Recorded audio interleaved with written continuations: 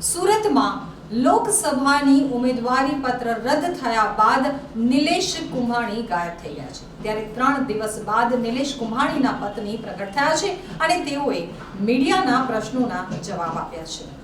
સુરતમાં નાટ્યાત્મક રીતે ફોર્મ રદ થયા બાદ કોંગ્રેસના સુરત લોકસભા બેઠકના ઉમેદવાર નિલેશ કુંભાણી ગાયબ થઈ ગયા છે। સહપરિવાર કુંભાણી ક્યાંક જતા રહ્યા હોવાની ચર્ચા ઉઠી છે।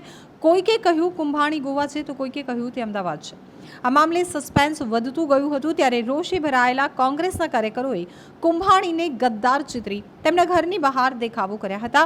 આ બધા વચ્ચે આજે 3 દિવસ બાદ નિલેશ કુંભાણીના સરથાણા ખાતેના ઘરના દરવાજા ખુલ્યા છે।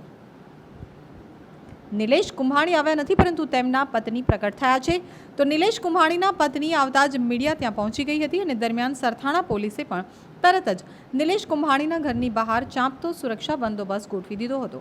છેલ્લા 1 અઠવાડિયાથી નાટ્યાત્મક રીતે એક બાદ એક જે ઘટનાઓ બની છે તે જોતા પોલીસ કોઈ રિસ્ક લેવા માંગતી નથી। દરમિયાન મીડિયા સાથેની વાતચીતમાં નિલેશ કુંભાણીના પત્ની નીતા કુંભાણીએ તમામ આક્ષેપોનો રદિયો આપ્યો છે। કુંભાણીની પત્નીએ એક મીડિયા ઇન્ટરવ્યુમાં જણાવ્યું કે ઇન્ક્વાયરીનો સામનો કરવા માટે તેઓ અમદાવાદ ગયા છે। કોંગ્રેસ હાઈકમાન્ડની સૂચનાથી તેઓ કાર્યવાહી કરવા અમદાવાદ હાઈકોર્ટમાં જઈ રહ્યા છે। ટેકેદારો ઘરના હોય તો આવું કેમ થયું તે સવાલના જવાબમાં નિલેશ કુંભાણીના પત્નીએ ભાજપ ઉપર આક્ષેપો કર્યા હતા। તેમણે જણાવ્યું કે કુંભાણીને ન ખરીદી શક્યા તો ટેકેદારોને યેન કેન પ્રકારે બેસાડી દીધા હશે।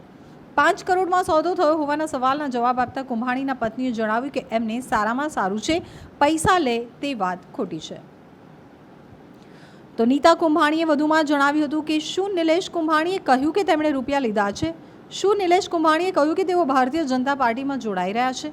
આ બધી જ વાતો ભારતીય જનતા પાર્ટી જ ફેલાવી રહી છે। ભાજપ આટલી બધી મિલીભગત કરી શકતી હોય તો શું તેઓ લોકોને છેતરી નહીં શકે? કોંગ્રેસના કાર્યકરો પણ આંતરિક રીતે નિલેશનું નામ કલંકિત કરવા ષડયંત્ર રચી રહ્યા છે।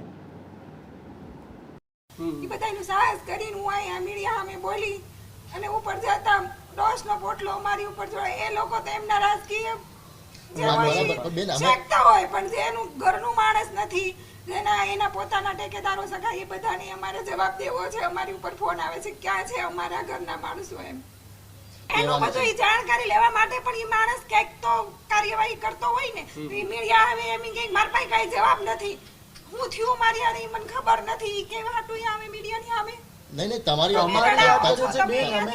અમારે કાંઈ ઇન્ટરવ્યુ અમે નિલેશભાઈની વાત નથી કરતા સુધી નહીં આવતા તમે કોઈ એટલી સેવા કરી અને તેની ઉપર તમે આ દોષના ઢોકલા ઢોળો છો। માણસને ટાઈમ તો આપો કે એ આખા ઘટનાક્રમને સમજે। એના જે લોકો છે એ બધા જે ગાયબ થઈ ગયા છે એમને જે ઓળો છે એ બધાને સમજવાની ટ્રાય તો કાંઈ નથી। અમે કાલે ઇન્ટરવ્યુ આપ્યું નહીં